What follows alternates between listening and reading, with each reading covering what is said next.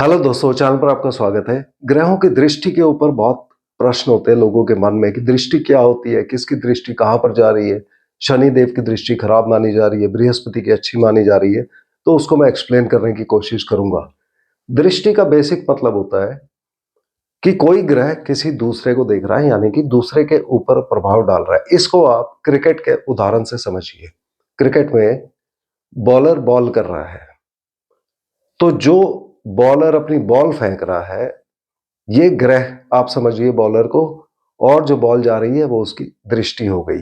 और जो बॉल जा रही है बैट्समैन के पास जा रही है, तो वो उस दृष्टि को रिसीव कर रहा है। अब इसी उदाहरण से आप दृष्टि का पूरा कंसेप्ट समझ सकते हैं। अगर उदाहरण के लिए मंगल देव की चौथी, सातवीं और आठवीं दृष्टि होती है, तो चौथी दृष्टि 1, 2, 3, 4 यहां पर पड़ेगी। यहां पर कोई ग्रह होना चाहिए, अर्थात जब बॉलर बॉल कर रहा है, मंगल देव ने बॉल मारी, तो उसको हिट करने के लिए, रिसीव करने के लिए कोई बैट्समैन भी होना चाहिए यहां पर। तो यदि कोई नहीं है तो इनकी यहां वाली दृष्टि खाली गई। सातवीं दृष्टि, यहां भी कोई नहीं है तो यह भी खाली जाएगी। आठवीं दृष्टि में हम यहां देखते हैं शनि और शुक्र यहां पर विराजमान है, तो ये इनको बैट्समैन की तरह समझिए। अब मंगल देव की जो बॉल पड़ी इनके ऊपर, अब वो बॉल रिसीव कर पाएंगे या नहीं।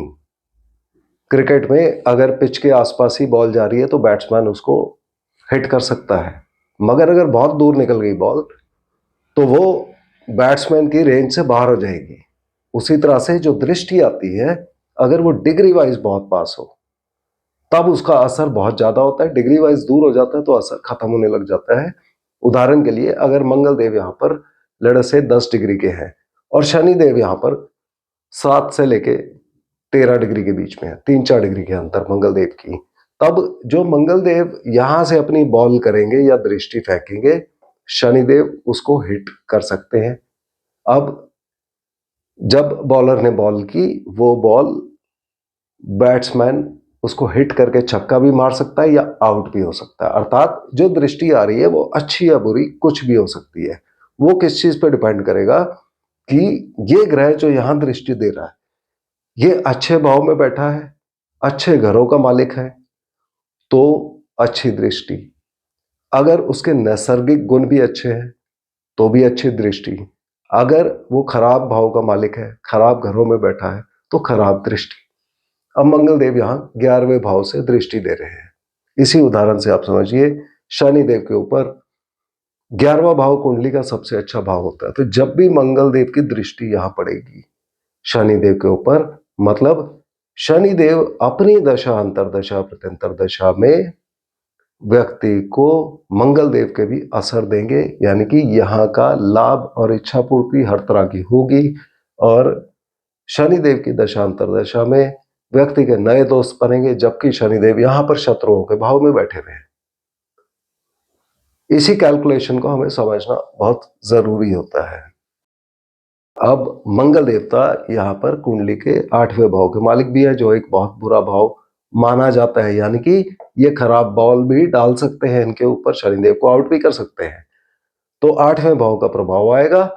तो शनिदेव की जब भी दशांतर दशा चलेगी तो मंगल के 8वें भाव का प्रभाव आएगा, जो शनिदेव की दशांतर दशा में प्रॉब्लम भी देगा, यानी कि यहां से प्रॉब्लम भी आएगी और यहां से लाभ भी होगा। तो जो बॉल मंगल देवता की शनिदेव पे आ रही है, अगर शनिदेव उस दृष्टि को उठा पा रहे हैं तो अच्छे और बुरे प्रभाव दोनों, अच्छे भाव में बैठे हैं तो यहाँ के अच्छे प्रभाव भी आएंगे, बुरे भाव के मालिक है यहां से बुरे प्रभाव भी आएंगे।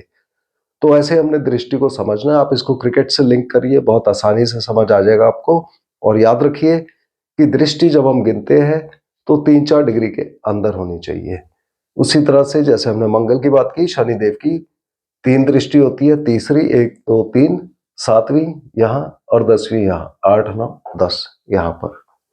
उसी तरह से बृहस्पति की दृष्टि 5वीं, 7वीं और 9वीं, 1, 2, 3, 4, 5 यहाँ पर, 7वीं यहाँ पर और 9वीं यहाँ पर पड़ेगी। तो इस तरह से हमने दृष्टि कैलकुलेट करनी है। बाकी सब ग्रहों की अपने से 7वें पे पड़ती है, यहाँ बैठे हुए की यहाँ, यहाँ बैठे हुए की यहाँ, यहाँ वाले की यहाँ, एकदम ऑपोजिट घर पे पड़ती है। तो मुझे उम्मीद है कि आपको ये कंसेप्ट क्लियर हो गया होगा, इसमें डिग्रीज बहुत इंपॉर्टेंट होती है। तो अगले वीडियो में फिर मिलते हैं, तब तक के लिए धन्यवाद।